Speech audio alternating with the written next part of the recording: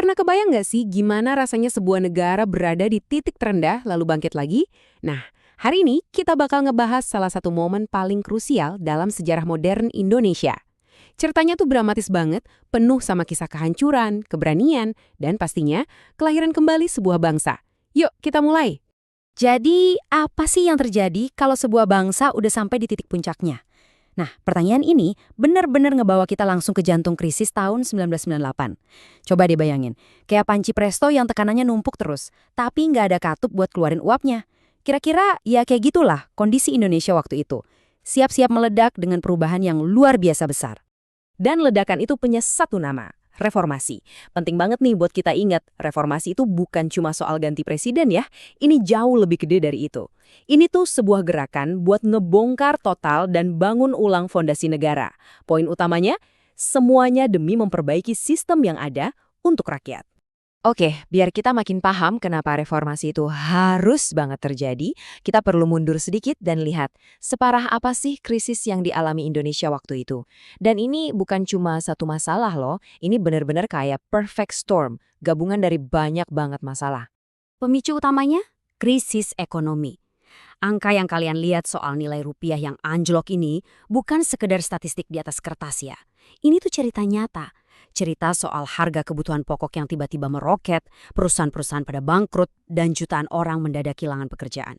Bayangin aja, kehidupan sehari-hari jadi perjuangan yang super berat buat hampir semua orang. Nah, selain ekonomi yang hancur lebur, ada 3 masalah inti yang bikin rakyat bener-bener marah. Pertama, ya kesulitan ekonomi tadi. Kedua, ini nih biang keroknya, KKN, korupsi, kolusi, dan nepotisme.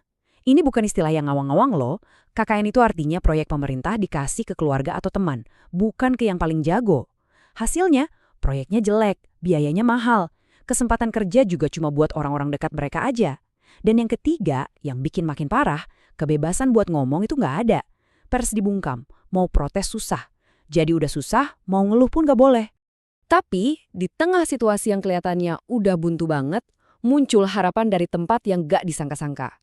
Bukan dari politisi, bukan juga dari jenderal, tapi dari anak-anak muda, para mahasiswa. Merekalah yang berani maju jadi garda terdepan, jadi corong suara buat penderitaan jutaan rakyat Indonesia. Kutipan ini pas banget ngegambarin peran mereka. Mahasiswa turun ke jalan, suara bangsa yang tidak bisa lagi tinggal diam. Keren kan?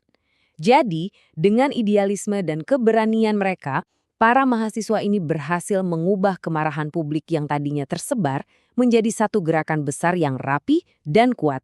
Tuntutannya satu, perubahan total. Coba kita lihat deh timeline-nya. Ini semua terjadi cepat banget. Awalnya dari krisis finansial di akhir 97. Masuk awal 98, demonstrasi mahasiswa meledak di mana-mana.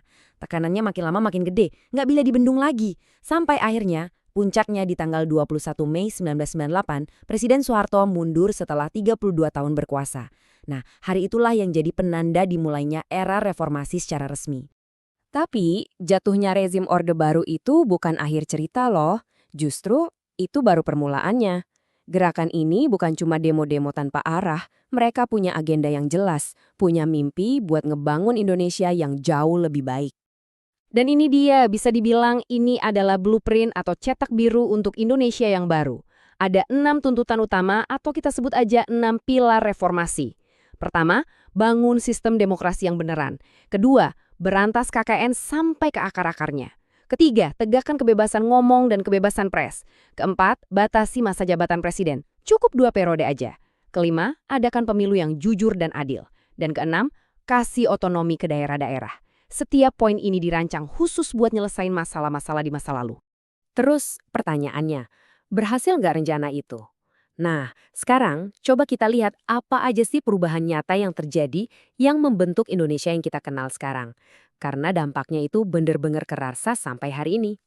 Lihat deh perbandingan sebelum dan sesudah 1998 ini. Jelas banget perubahannya. Dulu masa jabatan presiden nggak terbatas, sekarang maksimal 2 periode.